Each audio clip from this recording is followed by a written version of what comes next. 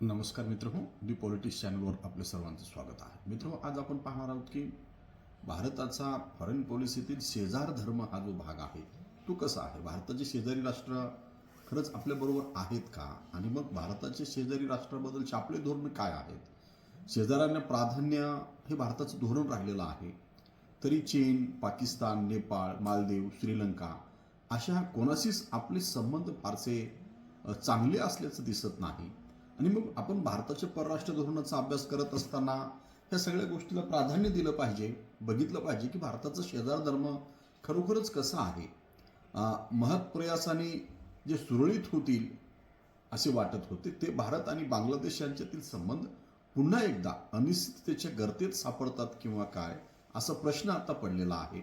याला कारण आहे बांगलादेशाचे पंतप्रधान तारिक रहमान यांची ऑगस्टमधील नियोजित भारत बैठक लांबणीवर पडणे. ही भेट तूर्त पुढे गेल्याचं दिसते. रहमान यांच्या भारत भेटीची काही नाही. आधी द्विपक्षीय संबंध सुरळीत झाले पाहिजेत अशी अपेक्षा बांगलादेशाच्या परराष्ट्र मंत्रालयाने व्यक्त केलेली आहे. ही राजनैतिक भाषा, ती मागील खरा अर्थ जर आपण लक्षात घेतला, म्हणजे आधी आमच्याशी संबंध सुधारा, मग आमच्या पंतप्रधानास बोला, तो असा त्याचा अर्थ आहे. बांगलादेश सद्यस्थितीत भारतास भीक घालण्यास तयार नाही, असाही याचा अर्थ निघतो. तो घ्यायचा किंवा नाही हा मुद्दा वेगळा. तथापि जे झालं त्यामुळं भारत आणि बांगलादेश यांच्यातील संबंध सुधारणे लांबणीवर पडले, हे मात्र निश्चितच खरं आहे. ही नियोजित भेट सध्या तरी लांबणीवर पडल्याने भारताच्या शेजाऱ्यांना प्राधान्य या धोरणाला नक्कीच धक्का बसलेला आपल्याला दिसतो. कारण इंद्रकुमार गुजरालने असं म्हटलेलं होतं गुजराल थेअरीमध्ये, फॉरेन पॉलिसीमध्ये, की शेजारी आपल्याला ठरवता येत नाही आणि म्हणून शेजाऱ्यांसोबतच्या संबंधावर आपण लक्ष केंद्रित केलं पाहिजे. आणि मग आपण भारताच्या परराष्ट्र धोरणामध्ये इंद्रकुमार गुजराल सिद्धांत आपण नव्याने ॲड करून शिकवतो.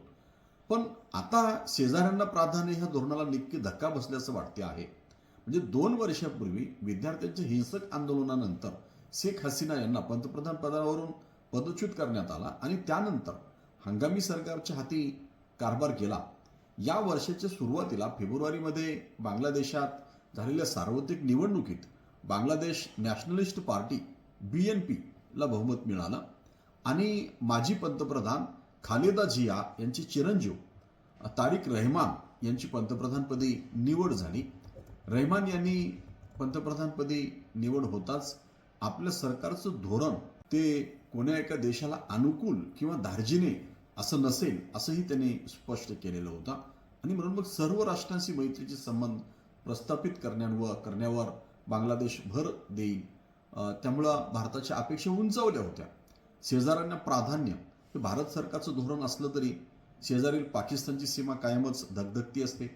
नेपाळमध्ये सत्तांतर झाल्यावर नवे पंतप्रधान बालेन शाह यांच्या नेतृत्वाखालील सरकार भारताशी थोडे अंतर राखूनच आहे. मालदीवनेही भारतापासून दूर जात चीन धार्जिणे धोरण अवलंबल्याचं आपल्याला पाहायला मिळते आहे. श्रीलंकेशी आपले संबंध काहीसे सुधारले असले तरी त्या देशाला चीन अधिक जवळचा वाटतो आहे. जे अशा वेळी बांगलादेशाच्या नवीन सरकारशी चांगले संबंध प्रस्थापित व्हावेत अशी भारताची अपेक्षा होती. पण सध्या तरी तसे काही चित्र दिसत नाही. कारण बांगलादेश भारत द्विपक्षीय संबंध सुधारण्यात त्या देशाच्या माजी पंतप्रधान शेख हसीना यांना भारताने दिलेला आश्रय हा कळीचा मुद्दा आहे.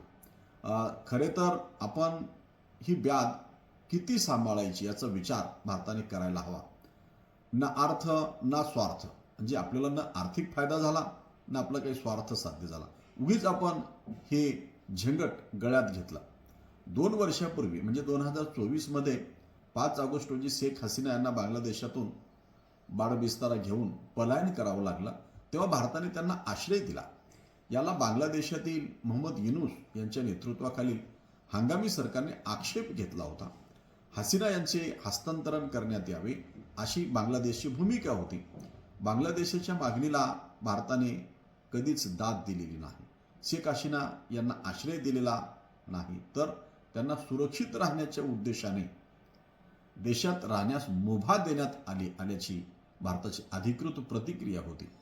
शेख हसीना यांचे भारताने बांगलादेशात हस्तांतरण करावे अशी नव्या रहमान सरकारची ही भूमिका आहे. त्यात रहमान यांच्या भारत भेटीची तयारी सुरू असतानाच शेख हसीना यांनी 2 वर्षात पहिल्यांदाच पत्रकार परिषद घेतली. त्याला बांगलादेश सरकारचा आक्षेप होता. बांगलादेशातील अंतर्गत कारभारात ढवळाढवळ करण्यासाठी हसीना यांना भारताच्या भूमीचा वापर करू देऊ नये अशी बांगलादेशची मागणी होती. ती अयोग्य नव्हे. तसेच शेख हसीना यांच्या दिल्लीतील पत्रकार परिषदेमुळे द्विपक्षीय संबंधावर परिणाम होतील असा इशाराही बांगलादेश सरकारने दिलेला होता. याकडे भारताने साफ दुर्लक्ष केलं. त्यामुळे शेख हसीना यांची पत्रकार परिषद झालीच. त्यांनी या पत्रकार परिषदेत बांगलादेश सरकारवर टीका केली. ही बाब रहमान सरकारला चांगलीच झोंबलेली दिसते. या पत्रकार परिषदेची भारताचा काहीही संबंध नाही, कारण दिल्लीतील ही पत्रकार परिषद परदेशी पत्रकारांच्या संघटनेने आयोजन केलेली होती असा खुलासा भारत सरकारच्या वतीने करण्यात आलेला आहे. तो खरा असला तरी भारत सरकारची इच्छा असली तर सरकार ती रोखू शकले असते.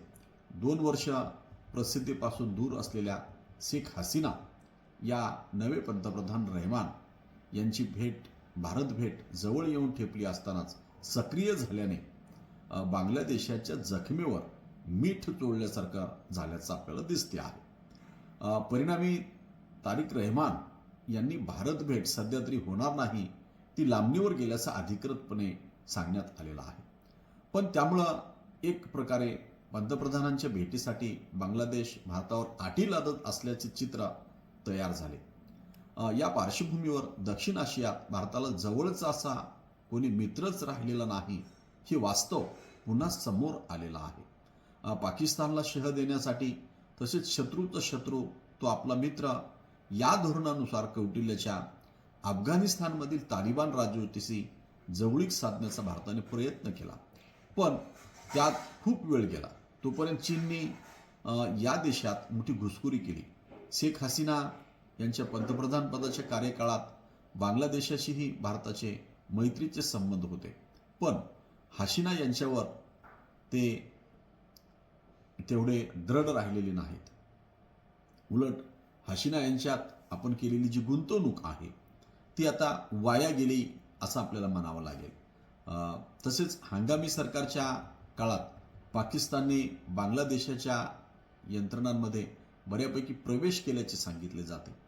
मोदी सरकारला खरोखरच रहमान सरकारशी संबंध सुधारण्याची भूमिका घ्यायची होती, तर त्यांच्या भारत भेटीच्या तोंडावरच शेख हसीना यांना बांगलादेश सरकारवर टीका करण्यापासून रोकायला हवं होतं.